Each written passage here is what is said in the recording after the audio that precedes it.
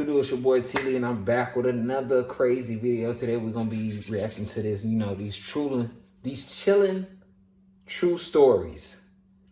You know what I'm saying? I ain't got nothing much to say. We're gonna drop right in. Abandoned by Disney is a whole series of creepypastas surrounding Disney's alleged unexplained abandonment of certain resorts in the Bahamas and in the US. The Abandoned by Disney creepypasta was originally written by Slimebeast, a well-known internet horror writer who's created several viral creepypastas, including Funny Mouth, I Hate You, and Lost Episodes. The Abandoned by Disney story basically goes that at some undefined point in the 2000s, Disney allegedly spent $30 million on a resort in the Bahamas called Treasure Island, which, according to the story, they supposedly later abandoned without a convincing reason. Based on the creepypasta, there was another resort that Disney abandoned under mysterious circumstances. This one was located near the beachside city of Emerald Isle in North Carolina, and it was supposed to be a jungle-themed resort by the name of Mowgli's Palace. According to Slimebeast, the project was extremely controversial from the start, as Disney allegedly did some pretty sketchy stuff to acquire the land they required for the palace. Still, the creepypasta mentions that construction for Mowgli's Palace did end up getting completed and even started to receive tourists for a while before being unexplainably abandoned in some pretty murky circumstances. The author of the story then alleges that he ended up visiting the abandoned resort to take some pictures and see what he could find, and that's where the creepypasta gets pretty disturbing. Based on the story, the resort had pretty much been stripped bare and left to rot over the years.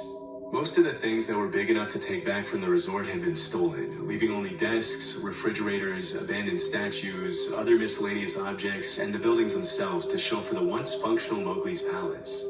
Allegedly, Disney had also released their exotic animals onto the grounds upon abandoning the resort, including the sharks they once kept in their aquarium and their 80-foot-long pythons, one of which supposedly slithered right in front of the creepypasta author, who initially assumed it was a statue.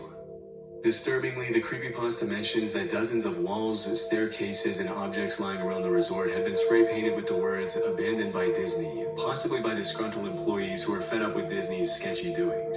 Whoa. At one point in the story, the author allegedly went down the stairs into a room that was labeled mascots only and came across a photo-negative version of a Mickey Mouse costume that somehow came to life and pulled its own head off in front of the author to scare him. Now, obviously, pretty much every single detail about this story from start to finish is completely fake. The same goes for every other story that's a part of this Abandoned by Disney creepypasta series. But it actually was based on some real events. There was once a real resort on a real island that Disney mysteriously abandoned back in the late 90s. Between 1974 and 1999, Discovery Island in Bay Lake, Florida was a popular Disney attraction open to the public, who were drawn there by the dozens of wild animal species roaming around the tropical landscape. Disturbingly, the resort ended up getting charged with animal cruelty after the company admitted that a few vultures had died after being captured by their employees. For unrelated, unspecified, and mysterious reasons, Disney Island was closed in 1999, and the name Discovery Island was passed on to one of the lands in Disney's Animal Kingdom. Since its closing, the island was pretty much left abandoned to rot under the elements, and over the years its structures have sustained major hurricane damage. Interestingly, as of 2024, all buildings and attractions of the original resort remain on the island, which gives it a pretty creepy and nostalgic vibe. Nowadays, the area is fully off limits to the public, but that hasn't stopped a few urban explorers from venturing out into the island and finding some pretty disturbing stuff. In 2004, urban explorer Shane Perez visited the island 5 years after its abandonment, swimming through 300 feet of freezing cold alligator-infested Florida lake water to reach Discovery Island and spend the night exploring the remains of the mysterious resort. Interesting. Get this man out of here. It ain't never that deep. It's never that deep. He swam in some alligator water.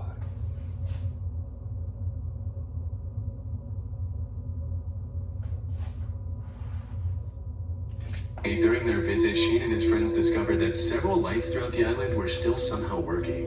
And a little more disturbingly, they found all kinds of odd things in the abandoned sheds, including snakes stuffed in Coke bottles and a bunch of animals that were left behind by Disney when the island closed, which is pretty similar to what was mentioned in the fictional creepypasta. Although Shane and his friends were only able to explore half of the island before the sun rose again, they uploaded all of their findings onto a now infamous blog post that ended up being featured on the news. Obviously, this didn't make Disney look too good, and as a result of trespassing, Shane was banned from all Disney resorts for the rest of his life. But he triggered a wave of intrigue around the island that has endured until this day. Over the years, a few more urban explorers have attempted to explore the island, leading to some pretty interesting videos, blog posts, and pictures. Nowadays, the island is under extremely heavy 24/7 surveillance, which would make it almost impossible to explore for a regular civilian.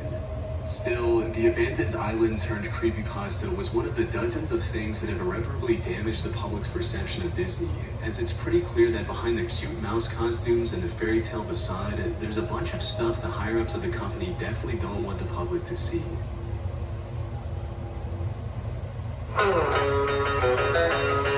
Hi, my name is Reshman Kumari. I'm a student at the Scottier School of Culinary Arts.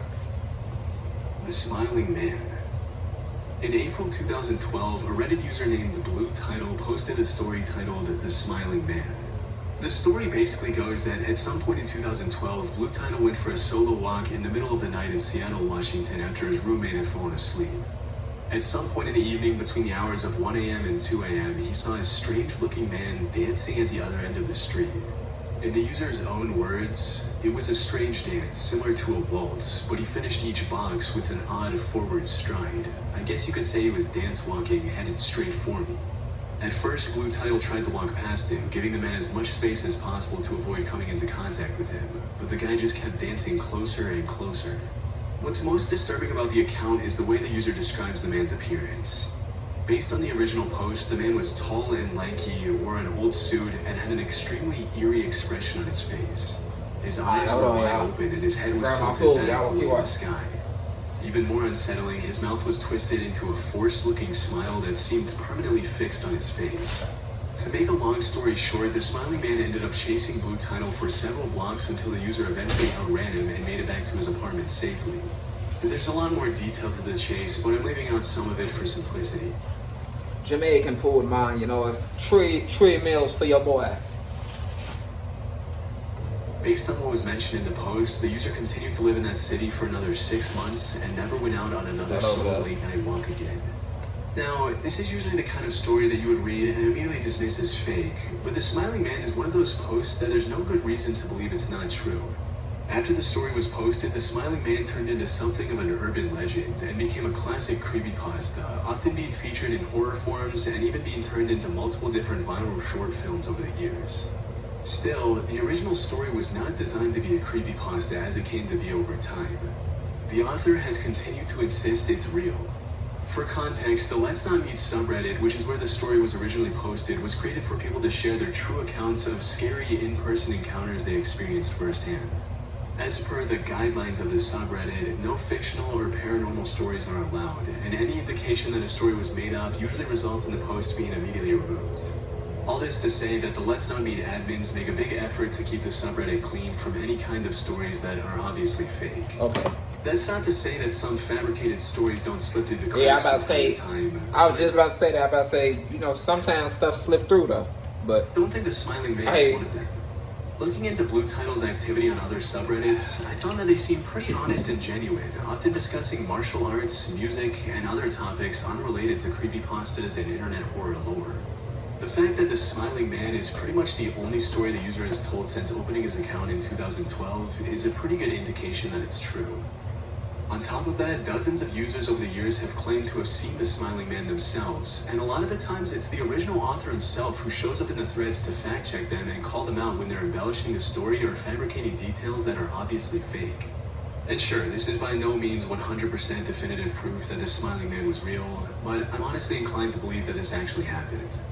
As for what the Smiling Man's intentions were on that night in 2012, it's really anyone's guess. I'd probably guess the guy was either under the influence of drugs, mentally insane, or really going out of his way to mess with Blue Title for no reason. yeah. With so many years having gone by since this incident took place, we'll likely never know. The only thing we can be sure of is that it's probably a good thing the OP ran away when he did. You never know what someone who's clearly not in their right mind is capable of, especially when there are no witnesses around. Facts. The year was 1991. In April of 2015, a Reddit user with the mysterious name I'm Sorry Michael posted a harrowing story in the No Sleep subreddit where he shared his first-hand experience of what it was like witnessing a 4-year-old get kidnapped from a school playground in the early 90s. Now, it's important to keep in mind that the No Sleep subreddit doesn't always feature true stories. In fact, it almost never does. It's pretty much entirely creepypastas, but you'll see why that's not so relevant in a second. The post was titled "The Year Was 1991," and in it, the OP basically tells the story of how he arrived at a school sports field to toss around a ball with some family friends on a warm spring day. As soon as he arrived at the field, the OP allegedly saw a little boy in a blue jacket running on the playground close to the playing field. Suddenly, a suspicious-looking dark van pulled up to the playground and parked right over the hopscotch outline. A few seconds later, a man in a sketchy-looking, low-quality bear costume got out of the vehicle, promised the little boy some candy, and put him in the back of the van before driving away. Based on the post, the uploader immediately got into his vehicle and tried to catch up with the van, but because he was so unfamiliar with the area, he ended up getting lost. As soon as he called 911, the operator allegedly scolded him for prank calling and hung up on him. It wasn't until the next day that the OP supposedly saw in the news that a 4-year-old boy named Michael Donahue had disappeared from a school playground the day before. Interestingly, through my research, I was able to find that Michael Donahue was a real kid that had disappeared, and it really did take place on a school playground in 1991, which makes this Reddit post incredibly creepy. The real story goes that on March 24th, 1991, Crystal Donahue, Michael's mother, was going to participate in a women's flag football practice at Blandshart Elementary School in Victoria, British Columbia. As soon as she arrived with her son at the school at around 12:30 p.m., Michael asked if he could go to the playground by himself.